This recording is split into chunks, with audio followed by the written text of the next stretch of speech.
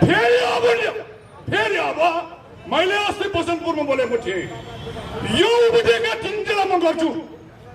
तपाईहरु गाउँ गाउँमा जानुहोस्, म यो नेवार उभिएका भित्रमा 5000 देखि 500 देखि 5000 मान्छे म उठार्छु। गाउँबाट 200 देखि 2000 मान्छे ल्याउनुहोस्। अर्को वर्षमा गयो सरकार। यति क्रान्तिको लागि बारको नेतृत्व उद्धत भएको देखिन्छ। कानुन व्यवसायहरूको लागि हक हित भन्दा पनि आफ्ना उद्देश्य पूरा गर्नको लागि जति पनि सर्वोच्च अदालतमा मुद्दाहरू केही चर्चित मुद्दाहरू हुन्छन्, ती मुद्दाहरू कसरी आफ्नो पक्षमा पार्ने, त्यो कुराहरूलाई उद्धत गर्दै बारले चाहिँ के छ भन्दा बारले त्यो कार्यक्रममा त्यो आफ्नो उद्देश्य प्राप्तिको लागि उहाँहरूले चाहिँ के गर्नुहुन्छ भने सम्पूर्ण कानुन व्यवसायको हित भन्दा पनि आफ्नो अधिकारको लागि उहाँहरूले आफ्नो स्वार्थको लागि त्यसपछि उहाँ चाहिँ अगाडि बढेको। आइजिपीलाई यिनले जेलमा हाले, जनपदका आइजिपीलाई डिआइजीलाई जेलमा हाले, खाने बेलामा यिनले हँसुरे। अब नेपाली सेनालाई म आग्रह गर्छु, तपाईहरू कमजोर हुनुहोस्। भद्रकालीमा बस्ने, राइफलमा तेल लाउने, ड्रममा पकाएर भात खाने अनि ससुराली जान भदैनी सालीको गाला चिमट्ने अब मौका हो। अब यो देशमा चल्न बन्दुक हुन्छ, परेको हामीले गर्छौँ। अब जनता सडकमा आइसक्यो, देशमा अराजकता फैल्यो भने यसको जिम्मेवारी नेपाली सेनाले लिनुपर्छ। दावाको साथ भनेको दलीय गठबन्धनको सरकार बोलेको, कसले यसको मुखमा मानव लगाइदिएको छ, कसले टेप लगाइदिएको छ? सरकार किन बोल्दैन? सरकारका आधिकारिक धारणा किन? को झन्डा घरमा राखेर आउनुहोस्। राष्ट्रवादी गरिरहेका छन्। देशले के हो त भन्दाखेरि मुलुक साह्रै दयनीय अवस्थामा पुग्यो र हाम्रा तपाईँ यही पनि 50औं लाख दाजुभाइहरू बेरोजगार साथ हुनुपर्ने हुनाले अब यो अहिलेको यो तपाईँको न्यायालयका जति पनि पदाधिकारीलाई विघटन गरेर एउटा स्वतन्त्र र निष्पक्ष न्याय चाहिँ हामीले स्थापित गर्नुपर्छ।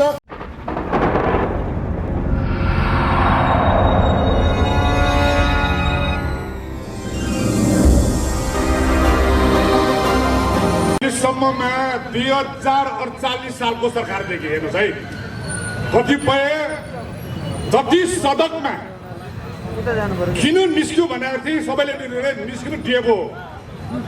यो सरकारले पहिला हामी सम्पूर्ण नेपाली जनताले बुझ्ने कुरा के हो भने राजनीतिक भनेको के हो त्यो बुझ्नुपर्छ। दलीय नीति भनेको के हो त्यो बुझ्नुपर्छ। राजनीतिकमा प्रजातन्त्र हुन्छ, प्रजातन्त्र भएपछि राजा हुन्छ। यो अहिले राजनीतिकको नामबाट दलीय नीति ल्याउनको लागि यो दलीय सरकार भित्रमा पनि बेमानी नीति गरेर सरकार चलाएको हुनाले यो अवस्था आएको हो। त्यसकारण यो सम्पूर्ण नेपाली जनताले के कुरा बुझ्नु पर्यो भन्दाखेरि मैले लेख्ने गरेको मेरो फेसबुकमा हेर्नु, सम्पूर्ण राष्ट्र संस्था र राष्ट्र प्रेमी शक्ति केन्द्र मेरो जसको अभियानकर्ता हो म। त्यसमा मैले लेखेको छु कालो कोट, सेतो कोट, पिटी कोट। जब यो देशमा सेतो कोट लाउनेले विश्वासका साथ हामी त्यो बिरामी कहाँ जजाउँ, डक्टर कहाँ जजाउन गयो भने त्यो डक्टरको मनभित्र यसको चाहिँ मेरो कर्तव्य पुरा गर्नुपर्छ भनेर उपचार गर्यो भने हाम्रो स्वास्थ्य राम्रो हुन्छ। कालो कोट लाउनेले जो व्यक्तिको अन्याय अत्याचार परेको हो, मेरो यो कालो कोटको म दायित्व पुर्याउनु पर्छ भन्ने विचार बोकेर उसले न्याय छुटाइदिन सक्छ। त्यसको कालो कोटको महत्त्व त्यो बुझ्छु म। अनि पिटिकोटको जसले पिटिकोट लगाउने श्रीमती भनौँ न, श्रीमतीले त्यो घर भित्राउने बेलामा हिजोसम्म म छोरी छु, आज यो घरमा बारी भएर आएको हुनाले यो घरलाई मैले बसाल्न सक्नुपर्छ भने दायित्वले घर छिर्यो भने त्यो घर राम्रो हुन्छ भन्दै हेर्नुहोस् कतिसम्म यो देशमा अत्याचार गर्यो। हामी नेपाली जनता गणेशमानले भन्नुभएको थियो नेपाली जनता भेला राखेर रे।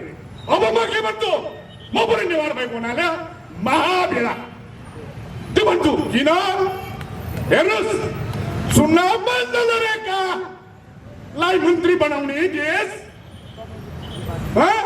चुनावमा हारेकोलाई मन्त्री बनाउने देशमा अब मैले के भन्नुपर्छ ल भन्नुहोस्। त्यसकारण यो दलीय सरकारलाई विदाय गराउनको लागि अब हामीले के गर्नु पर्यो भन्दाखेरि यो देशमा राज्य रहे मात्र देश रहन्छ भन्ने त्यो बुझ्नु पर्यो।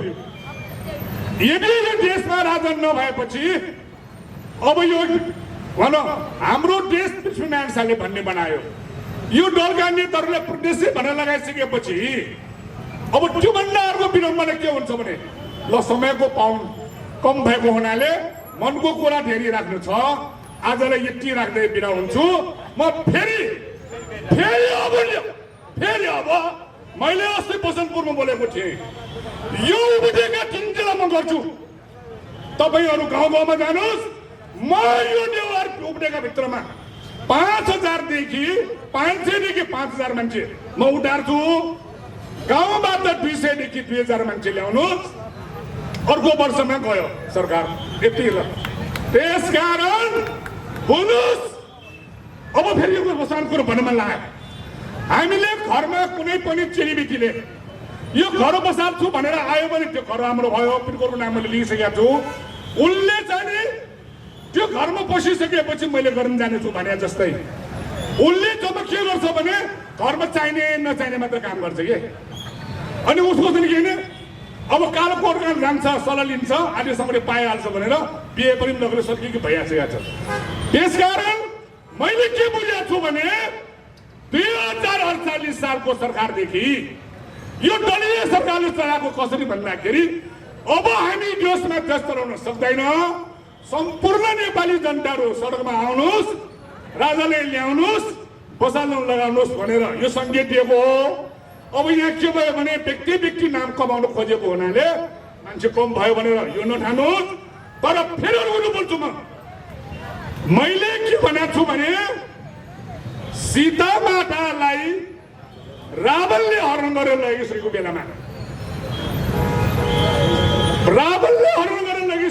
बेलामा सीता मातालाई फिर्ता ल्याउनको लागि राम प्रति आशा हुने सम्पूर्णले साथ दिँदा पनि सीता माताले ल्याउन सकिँदैन, सीता माताले ल्याउन सकेन।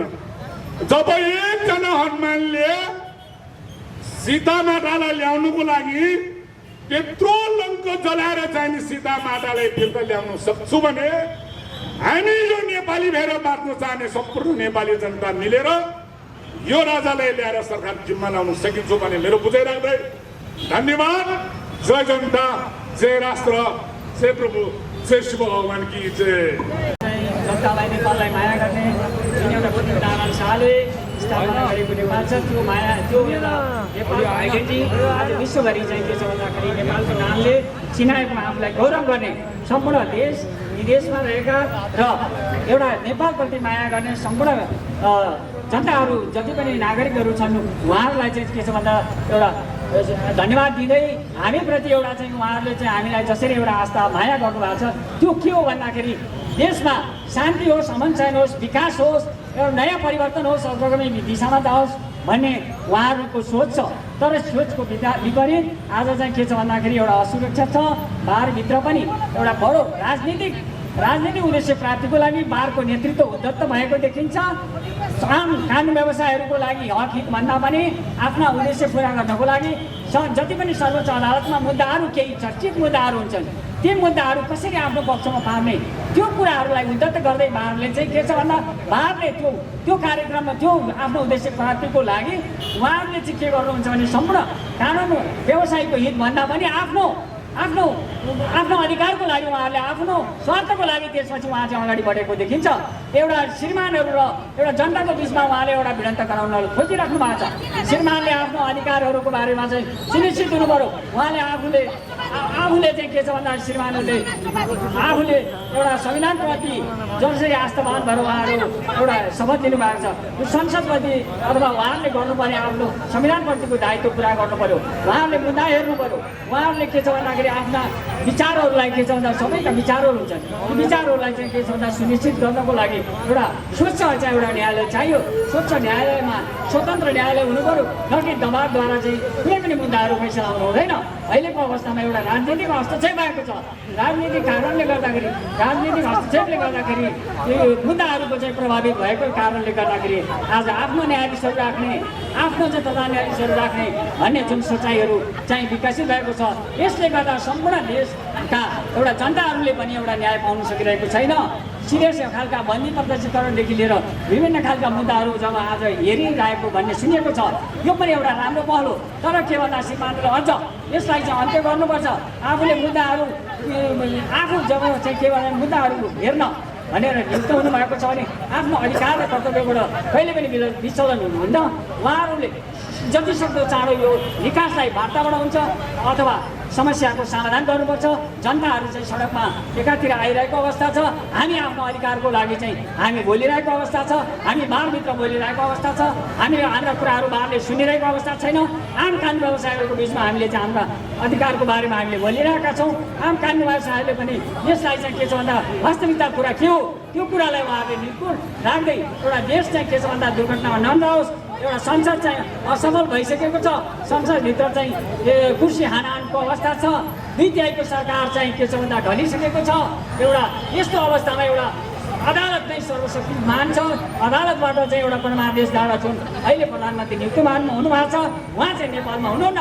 उहाँ चाहिँ एउटा विदेश भ्रमणमा जानुभएको छ। यस्तो विधि छ देशमा चाहिँ के छ भन्दाखेरि किसानहरू चाहिँ के छ भन्दा अत्यन्त दुःख अवस्थामा छन्। अहिले भर्खरै किसानहरूले यत्रो आन्दोलन गरिरहेको देख्नु भएको छ। उहाँहरू कति पीडामा हुनुहुन्छ। त्यो सारा कुराहरू जनताका कुराहरू व्यतिथि राखेर आफ्ना कुर्सीका कुराहरूमा लडिरहेका छन्। लोभ लालचका कुराहरूमा लडिरहेका छन्। कुर्सीभन्दा यहाँ केही छैन भन्ने कुरा उठिरहेका छन्। त्यसकारण यो कुर्सी ठुलो होइन हामी जनता ठुलो हो भनेर हामीले निर्णय गरौँ। जनताको अधिकार ठुलो हो भनेर निर्णय गरौँ। कुर्सी ठुलो होइन भन्ने एउटा विचार राखेर कुराको काम गर्ने हो भने सम्पूर्ण समाधान हुन्छ। र कुर्सी नै ठुलो हो जनता केही पनि होइन भनेर यसरी अगाडि बढ्यो भने जनता सडकबाट फेरि आफ्नो सार्वभौम सत्ता प्रयोग गर्छन् र यस्तामा भोलि चाहिँ को रहन्छ को रहँदैन भन्ने कुरा जनताको हातमा हामीले दिनुपर्ने हुन्छ भन्दै आफ्नो छोटो वक्तव्य यहीँ टुङ्ग्याउँछु। धन्यवाद। विकसित प्रतिनिधि सभा पुनर्स्थापना गर्नुपर्छ भने आन्दोलन भयो। तमाम नेपाली जनताले द्वन्द्वराज माओवादीलाई पनि राष्ट्रिय राजनीतिको मूलधारमा ल्याउँछन् यिनले भने ठिकै छ त भनेर दिल्लीमा गए, बासी भात खाए, सोनिया भाउजूको पेडीकोटको भोटो लाएर आएका छ। आज मुलुक विघटन गरेर सर्वोच्चलाई विवादमा ल्याएर सिद्ध्याउन पराएछ। हिजो सशस्त्र प्रहरीका आइजिपीलाई यिनले जेलमा हाले, जनपदका आइजिपीलाई डिआइजीलाई जेलमा हाले। खाने बेलामा यिनले हँसुरे। अब नेपाली सेनालाई म आग्रह गर्छु तपाईहरू गम्भीर हुनुहोस्। भद्रकालीमा बस्ने, राइफलमा तेल लाउने, ट्रममा पकाएर भात खाने अनि ससुराली जान भदैनी सालीको गाला चिमट्ने अब मौका हो। अब यो देशमा चल्न बन्दुक छ परेको हामी बेहोर्छौँ। अब जनता सडकमा आइसके भोलि यो देशमा अराजकता फैल्यो भने यसको जिम्मेवारी नेपाली सेनाले लिनुपर्छ। यो मैले दावाको साथ भनेको। आज सर्वोच्च अदालत जस्तो ठाउँमा रच्याउने देखाउने, प्रधान न्यायाधीशको राजीनामा माग्ने, न्यायमूर्ति भने कस्तो हामीले सारा नेपालीले नमन गर्ने सर्वोच्च अदालतभित्र आज यो किसिमको यो भइरहेको छ।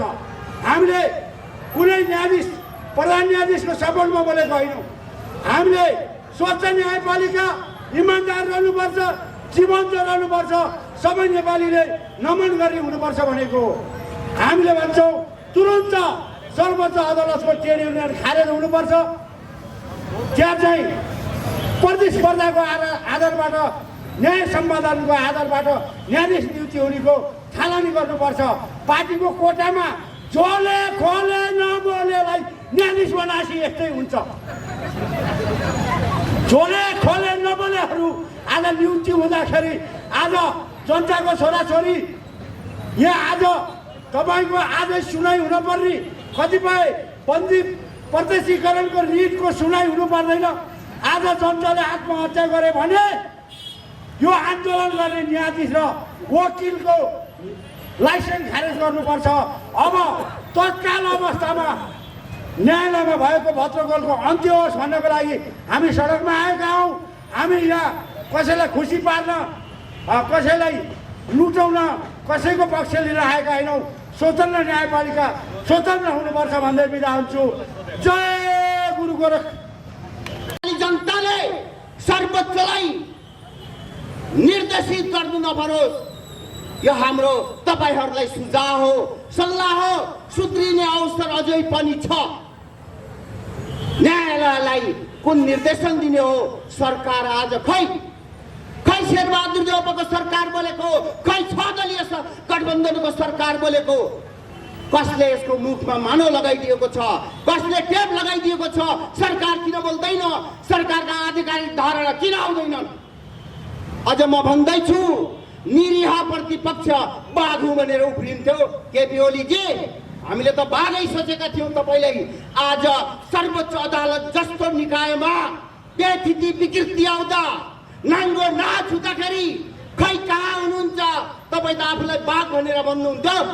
यदि साँच्चीकै बाघ हो तपाईँ भने निष्पक्ष तरिकाले दलको झन्डा घरमा राखेर आउनुहोस्, राष्ट्रवादी भएर आउनुहोस्, देशभक्त भएर आउनुहोस् र राष्ट्रिय नेता भएर अब तपाईँ प्रतिपक्षको भूमिका निर्वाह गर्न अगाडि बढ्नुहोस् भन्ने म आग्रह गर्न चाहन्छु। साथीहरू, साँच्चीकै अब यदि न्यायाधीशहरूले, न्यायमूर्तिहरूले, आदरणीय श्रीमानहरूले बहिष्कारलाई निरन्तरता दिने हो भने उहाँहरूले अब चोलेन्द्र शमशेरले राजीनामा दिन्छ दिँदैन मलाई थाहा छैन। 21 जना न्यायमूर्तिहरू र बार एसोसिएसनको नेतृत्ववर्गले तत्काल राजीनामा गर्नुपर्छ भन्ने संयुक्त राष्ट्रिय जनआन्दोलन मोर्चा सशक्त रूपमा माग गर्न चाहन्छ।